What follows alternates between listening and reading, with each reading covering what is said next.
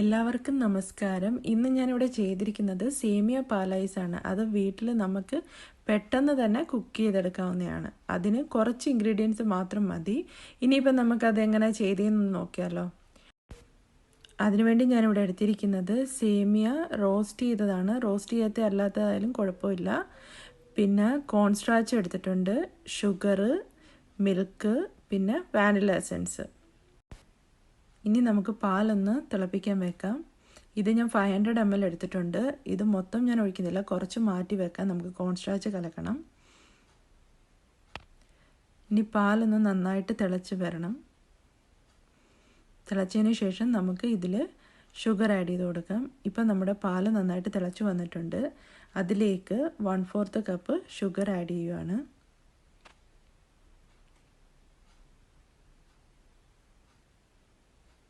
ഈ ഷുഗർ ഒന്ന് നന്നായിട്ട് മെൽറ്റായി വരണം.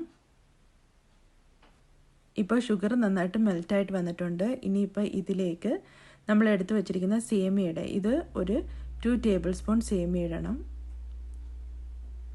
ഇനി ഈ പാലിൽ കിടന്ന് ഈ സേമിയ നന്നായിട്ട് കുക്കാവണം. ഇപ്പോൾ സേമിയ നന്നായിട്ട് കുക്കായിട്ടുണ്ട്. പിന്നെ നമ്മൾ നേരത്തെ മാറ്റി വെച്ചിരുന്ന പാലിലേക്ക് കോൺ സ്റ്റാർച്ച് ഇട്ട് കലക്കിയിട്ടുണ്ട്. അത് നമുക്ക് ഇതിനകത്തോട്ട് ഒഴിച്ചു കൊടുക്കാം.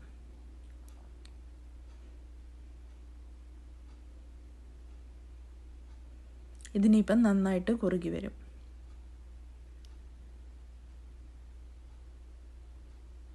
ഇതിലേക്ക് 1/4 ടീസ്പൂൺ വാനില എസൻസ് ഞാൻ ആഡ് ചെയ്യുന്നുണ്ട്. ഇപ്പോൾ വാനില എസൻസ് ഇല്ലെങ്കിൽ കാർഡമൺ പൗഡർ പൊടിച്ചിട്ട് ഇട്ടാലും മതി. ഇതിപ്പോൾ എന്താണ്ട് നന്നായിട്ട് കുറുകി വന്നിട്ടുണ്ട്. ഇനി നമുക്ക് ഫ്ലെയിം ഓഫ് ചെയ്യാം. എന്നിട്ട് ഇത് നന്നായിട്ട് തണുക്കണം.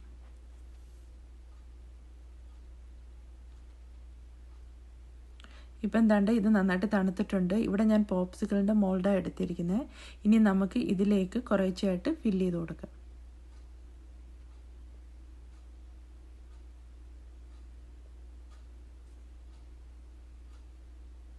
ഞാനിതിപ്പോൾ എല്ലാം ഫില്ല് ചെയ്തെടുത്തിട്ടുണ്ട്.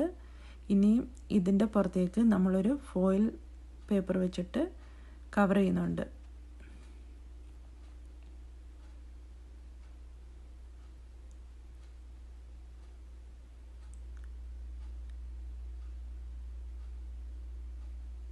ഇനി പോപ്സിക്കിൾ സ്റ്റിക്ക് വെക്കാൻ വേണ്ടി ചെറിയ ചെറിയ ഹോളുകൾ ഞാൻ ഇടുന്നുണ്ട് ഇതിനകത്ത്. ഇനി ഓരോ പോപ്സിക്കിൾ സ്റ്റിക്കായിട്ട് നമുക്കിതിനകത്ത് എടുത്ത് വെക്കാം.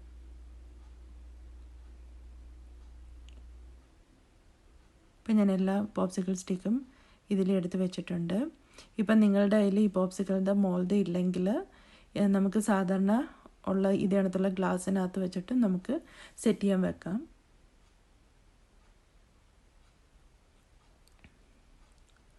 ഇത് ഞാനിനിയിപ്പം ഫ്രീസറിൽ ഒരു 8 മണിക്കൂറെങ്കിലും വെച്ചിരിക്കണം.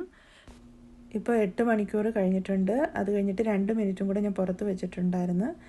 ഇനി നമുക്ക് ഇത് പതുക്കെ ഇതിൽ നിന്ന് ഇളക്കിയെടുക്കാം, ഇങ്ങനെ കറക്കി കറക്കി.